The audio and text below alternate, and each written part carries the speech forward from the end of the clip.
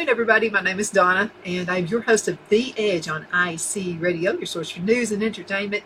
You can also find us on television, channel 182 on Charter Communications, another TV station coming up pretty soon, by the way. Can't tell you about it yet. Shh. But I will let you know just as soon as this happens. It's going to be in North Alabama. I'll tell you that much. Oh, good. And so also you can find us on another television station called Abundant TV, found on Roku, Apple TV, and Amazon Fire. They are syndicated, and I've heard that there are missionaries who are watching us on that one. Oh. Yeah, because they get to see what's happening at home. Yeah. You know, homes in Alabama. So we appreciate them doing that. Africa and just different places like that. We have our mayor with us, Chuck Abels, and he is a great mayor. And I'm saying that because you actually listen to us. That doesn't happen very often. So got your app on my phone? Yeah, absolutely. Yeah. He may be in a meeting when no, I'm joking. I'm joking. But I hardly ever aggravate him. But what I wanted to hardly ever aggravate him is just picking you, trying to find out what's going on. He won't tell me. And this is another thing. He will hold a secret to the grave. He will do that. So there are things you can't tell us, things that are happening. And, and to a regular citizen like me, we're just like, well, when is this? But there are so many steps that have to happen. I mean, you can't just, like running a business, you can't just say, well, I'm waking up today, I'm deciding I'm going to expand into an area. It's not that easy. A lot of steps involved in it. I found that out from John Merrill. Yeah. John Merrill used to be our Alabama Secretary of State and is a huge supporter of Mayor Abels here in DeKalb County. And so he was talking about DeKalb County, all the things he wants to see happen. I'm a supporter of John Merrill, too. I really like him, and I mean, the job he did as Secretary of State is just unbelievable. And of course, the only reason he's not still there is because of term limits. Yeah, term limits. And but I mean, I don't have the exact numbers, but in his 2 terms there, he drastically reduced the number of employees in the Secretary of State's department. Told the state, leave us out of the budget. We'll take care of our own money. It's running it like a business. Yeah, and when he took office, the average turnaround on getting something done there, I mean, it was months, and it wasn't long till it was daily. I mean, it was done the same day, and I mean, it had been months. It take months to get the things processed through there. Yeah, and so he did it by reducing the cost. Well, there were less hurdles to jump when he did that. And I think he's doing business at the speed of business or something like that. I mean, it was. He really. Well, he had other states getting in contact with him after the election to find out why we had less fraud. Yeah. So he was traveling around to other states. Yeah, but I really like him, and he's been a good friend to me, and always been there to answer questions and help out with things. He loves small towns. You remember that time I told you he was coming into Geraldine? Yeah. And you didn't know it yet. Right. And I thought he'd already told you. Yeah. And I said, we need to get in sync with our time because he wants to see you too. Yeah. And he wasn't even in office yet. He's working with an engineering firm. Yeah. But he wanted to get with you and get your input on several things that potentially could happen to this area. Yeah. And he came, and I mean, he spent several hours just just talking about and riding around town and seeing, about things and getting ideas on how he could help. And he and I talked about this town. We talked about, I said, how it is when you have an issue with a big bank? You have to go through every chain of command, and you always have to start at the bottom when you have another question about an issue you might have. Where that's fraud or whatever, somebody tried to get into your bank account or whatever. And I said, next time you come, and he's probably already been, I said, I want you to go to Liberty Bank. I can just call Nancy answers the phone. We're going to chit-chat just a little bit about personal stuff. And then she'll say, what's up? And I'll say, well, it was one time I thought somebody had gotten into my account. Yeah. And, boy, they nipped that in the bud. I mean, she turned me right around to the next person. She put that other hat on. Yeah. And got it fixed. I didn't have to go through 20 people to get an issue resolved. And again, I mean, and we're not just a single bank. I mean, it started here in 1971, but now they've got 6 or 7 branches and growing. Yeah, good steady growth. Yeah, so it's 1971. It's been a little over 50 years, but and a few years ago they built a new building and used their old building to do bookkeeping for a while, and then built a new building for that, and then of course donated their old building to the town. And that's the kind of town we're in right yeah, I mean, donated it. I mean, they said, do what you want to with it, just no financial institution. I mean, so our U.S. Congressman Robert Adderholt's got us some money to fix it up for our clinic that is already in town, and I mean, I could talk about them for 2 hours. Well deserved. Yeah. They saved my life when I had COVID. And I've heard so many people say that. Absolutely. And this is great local people that are doing the clinic, and so we've actually applied for an additional grant through the state to do some more things, but we're going to get started on that real soon. And but Congressman Adderholt's been real good for us. I mean, we got sewer built here, because of his help. And I've got a little story that he shared a couple of weeks ago when I was in a meeting with him, and he was talking about the national debt, and I think it's 37 trillion or something like that. And he said, he said it's hard for some of us to really put in perspective how much $1 trillion is. And he said, I've had a friend that got me straightened out on it. He said, if you had lived a little over 2,000 years ago, and the day Jesus was born in Bethlehem, he said, if you'd gone down to the First Bank of Bethlehem and said, I think I'm going to start a savings account and I'm going to put $1 million in here. And he said, and then the next day you thought, well, I think I'm going to put another $1 million in today. And third day, I'm going to put another $1 million in there and just watch this grow, He said, if you'd have put $1 million in that account every day from the time Jesus was born till now, you still wouldn't have $1 trillion. and that's a good analogy right there. And I still don't know how much it is, but it's got to be a lot. And we're in debt 37 of those. But he's.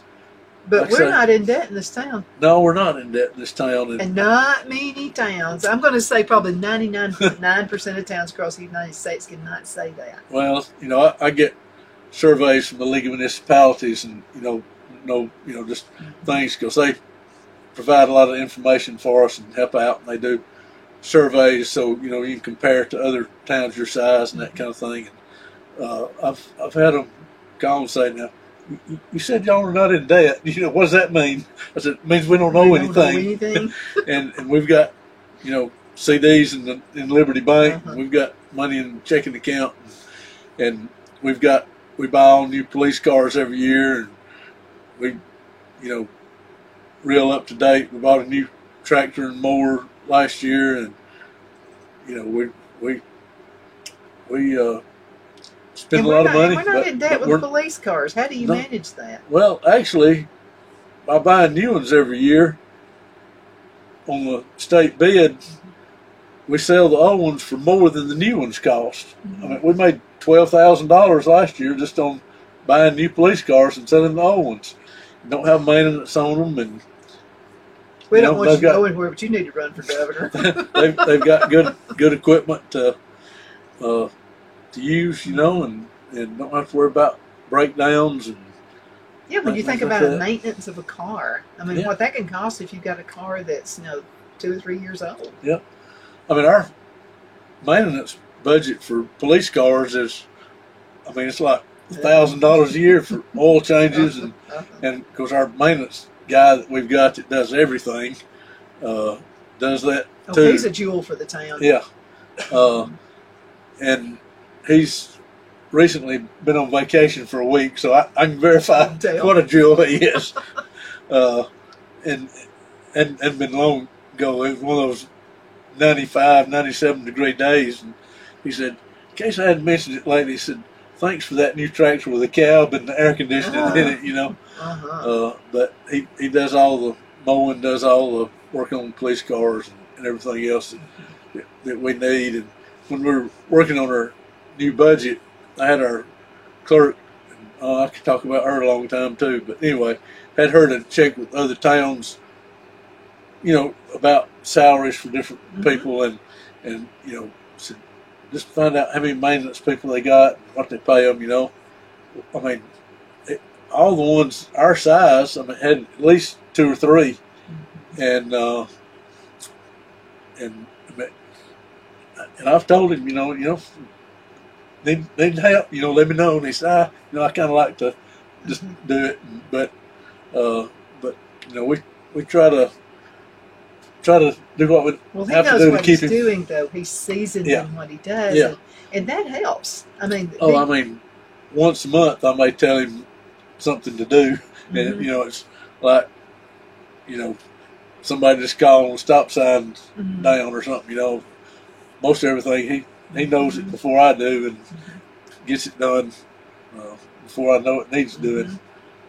But he's good, and he is an assistant to keeping the town clean. Although our people do a good job with that as well. We're in a clean town. Yeah, but it's a good place to be, and you know, we're always looking for new businesses. And you look at our, I'll have to say, our little bit out of date website. That's my fault, but we're going to work on that. But townofgeraldineal.com, and phone number is 256-659-2122. Got a almost brand new sewer system. Got gigabit speed internet. That's big. That's a huge thing right there. The sewer system for a restaurant. Oh, it got to have it. I mean, that's the first question they ask. You know, some other businesses, you know, want to know about your internet, but restaurants, I mean, I went through that, you know, trying to get them, and said, "Do you have sewer?" And I said, "Well, you know, we're working on that." Well, when you get it done, check back with me, and then we'll talk. You know, I don't have anything to say now. And so, I mean, and you know, we've got some good restaurants here. I mean, for a little town, I mean, you know, we've got 7, I think. We've got good Mexican restaurant. We've got a good barbecue restaurant. We've got a good Tickle Pink restaurant that does all kind of hamburgers and chicken fingers and paninis and pizza and just, you know, all good that. Fresh food. Then Subway and Pizza Hut, you know about those. Just, you know, it's a good place. The utilities are cooperative, so those rates stay reasonable, and got good people that'll work. Because everybody knows your mother and your grandmother. Yeah. Well, that word gets around quick, brother. And, you know, I don't want this to sound wrong. I'm excited about our new principal at school. I don't mean to say I didn't like the other one. I liked him a lot as well, but he got a job at central office, and so they hired Robert Ritchie that had been principal before, been retired since 2012, I think. Been doing some college classes online, teaching some things like that, but he's back as principal, and he's excited to be back in the saddle again. He is. He really is, and you know, of course, I see him at the ball games and that kind of thing, and but he had, you know, kind of technically retired, but he's excited about it, and Some people just never retire. Right. My husband has retired 3 different times. Now he's running a business.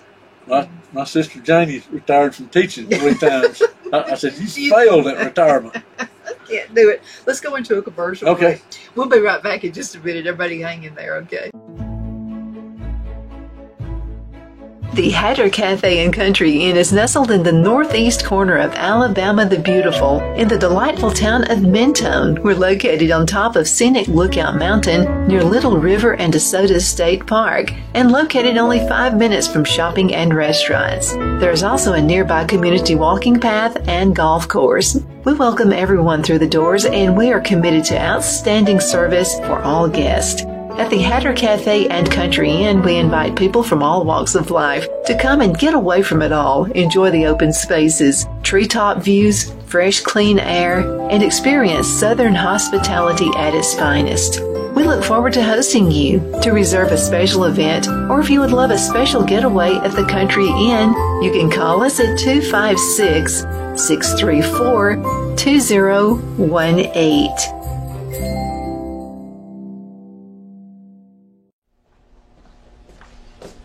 Are you ready? We all wonder what tomorrow will bring, but the future lays itself at the feet of the prepared and surrenders to the will of the persistent. It's not easy, but today shapes you so you can shape tomorrow. With Northeast Alabama Community College, when the future asks if you're ready, you can answer yes. Begin your future at Northeast Alabama Community College. Wow, it's so soft and smooth. It's cool to the touch. How did you do that? Well, we took MyPillow's patented fill and combined it with this new technology that we didn't have back then when I invented MyPillow to bring you the best pillow in history, MyPillow 2.0. Because of all of you, MyPillow 2.0 has been a huge success. And now we're bringing you our best-selling Go Anywhere MyPillows with the same temperature regulating technology. Made with my patented adjustable fill and brand new cooling fabric, they're truly the next generation of MyPillow. So go to MyPillow.com or call the number on your screen. Use your promo code to save over 60% on our MyPillow 2.0 4-pack special. You'll get 2 MyPillows and 2 Go Anywhere MyPillows, regular $259.92, now only $99.98. King size just $10 more. This is a limited time offer, so please order now. Donna's Designs offers a line of handmade memorial, wedding, and keepsake jewelry that launched back in 1970. I'm a self-trained jewelry designer, and I will work closely with you to create unique designs you can love and treasure for years to come. Whether that be flowers that were used in a funeral arrangement or stones you found on the beach at a memorable trip, call me at 256-659-4319, and let's think of the possibilities. You've been at this for 12 years. Why are you doing it? Because God's children are not for sale. Rated PG-13. Okay, we are back. My name is Donna, and I am your host of The Edge on IC Radio. You can find us on television, channel 182 on Charter Communications, and Abundance Television, which is found on Roku, Apple TV, Amazon Fire. We're about to move with another television station. We're really excited about that. I'll let you know something a little bit later. It's in Alabama. I'll tell you that much. And then also we're going to have another podcast coming up, and it will also be syndicated as well. So really happy about the syndication that's happening right now. And also MyPillow. Yeah. I got to meet Mike Lindell, and he was in Montgomery. Really nice guy. And so Mary Ann Cole was with me, and we were at the Republican dinner they were having in Montgomery. And so I just walked up to him and I said, "You're one of my sponsors." And he said, "You are?" Because he's got thousands of sponsors. Yeah. And I said, "Here's my business card right here." So he has Lindell Television, so we're talking with them too. Okay. So we're really excited about that one. I could mention, but the other one I got to be about right now. So we have our mayor with us, Chuck Abels, and a fantastic mayor. Lots of things happening that you can't tell us about yet. So, and we understand that, and he will keep secrets, by the way, if you ever confide with him about anything. So you kept my little secret really going when I told you I was going to put on this radio station. I said, I don't know yet. Yeah. You know, but I just wanted to talk to you just for a few minutes. And by the way, this area with Mayor Abels is very business friendly. That's whether you're a bigger business or you're a small business, mom and pop. Absolutely. And, get inquiries from time to time, about different things. And sometimes, it fits and sometimes it doesn't. But most of the time we can make adjustments and make things work out for most any kind of business. With all the things that we have going here. With the sewer and the internet and the utilities and all that. And I will say there's a pretty good chance that we're going to have something kind of special going on here in a few months. And he's not going to tell me, so don't even try to come to me and get me to tell I can't even tell you this one off air. But and I know you can keep a secret too, but I'm sworn to secrecy on this one. But it's part of it's like you're big running for us. it like a business, for goodness sakes. Yeah, and that's what you like about a mayor who's going to run your town like a business. Yeah, and just mentioned during the break. We don't owe anybody anything. That's a good feeling. And we buy new police cars every year. And like I said, we actually sold the other that were 1 year old, sold them for more than we paid for the new ones, and so we don't have maintenance. But we do all the time looking for grants and things to help out with that, and get a lot of help from our state representative Jenny Shaver's real good. Jenny was on the show last week, and she mentioned your name as well. She's good, and she worked as a town clerk and worked in the mayor's office, and she knows what it's about. Got the knows what we need, and of course her husband's sheriff in Cherokee County, so she's done a real good job as representative. Yeah, she and I have a lot of similarities. Yeah. Both our dads were ministers. We were preachers' kids, preachers' daughters. She was a boring preacher's daughter like I was. Loves animals. And so she brought this up when she was here the other day. And also Second Chance Animal Shelter. One of my friends and his wife owned that as well. And so they're talking about it's not so bad in this area, but for people who keep their dogs chained up.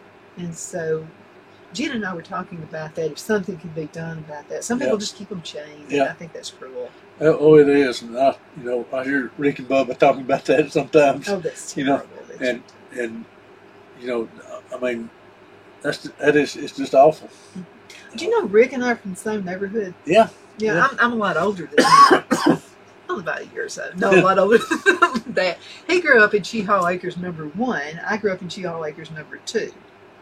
I went to his house there when his dad and I worked together, and I went to their house, to his dad's house where he grew up, but went there to their house a couple of times. But we had flooding issues in that area. Yeah.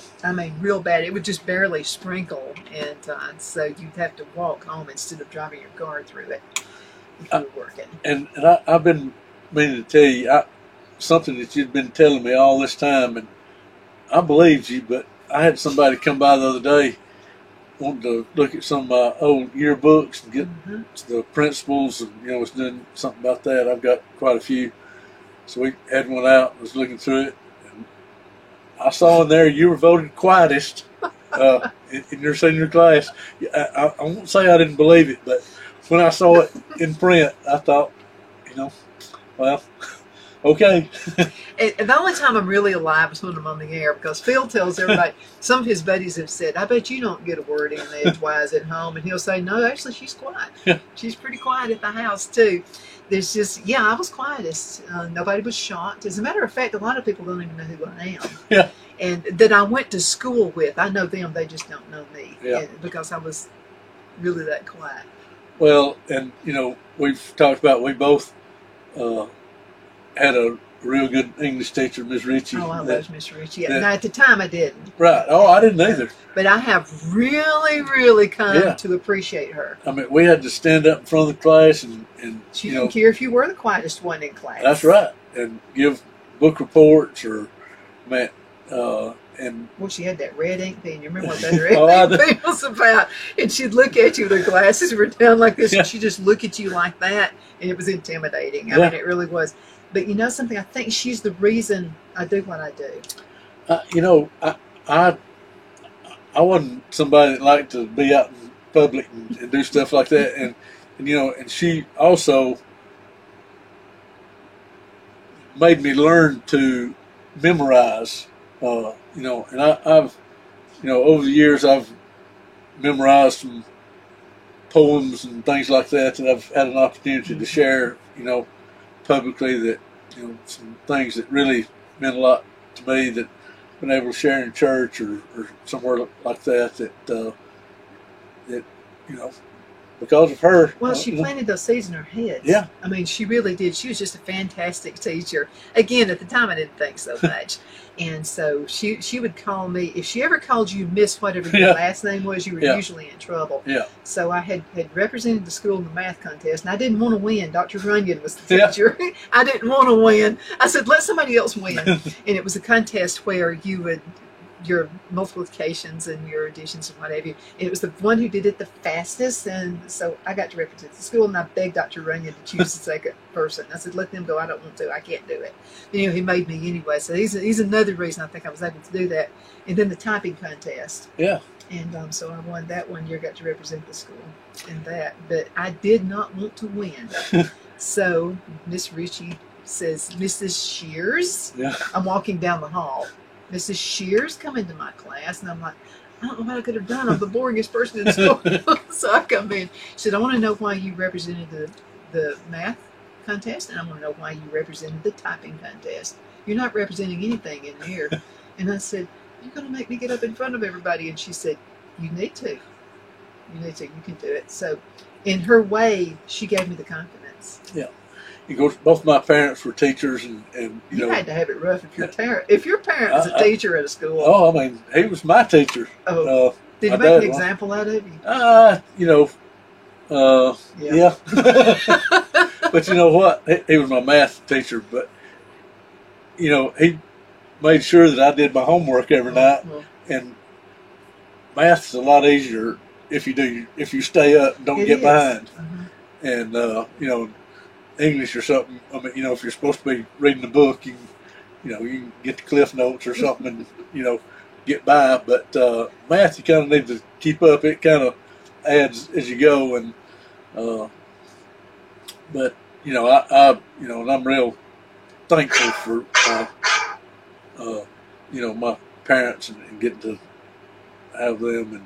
And but we've got about a minute left here. So I want you to, because your family is from this area, and that gives you quite a few step-ups on being the mayor here, I think. Well, I get asked, why do you want to do this? Why do you want to be the mayor? And my answer has become, my grandchildren are the 5th generation of my family to go to school here, and just, feel like I need to help try to leave it a little better than it has been, and it's great already, but my grandparents graduated here in 1925, almost 100 years ago, and now my grandkids are about through. My youngest was in the 11th grade, but I've got a lot of respect for the people that have done things here. One of my grandparents, my granddad, did a lot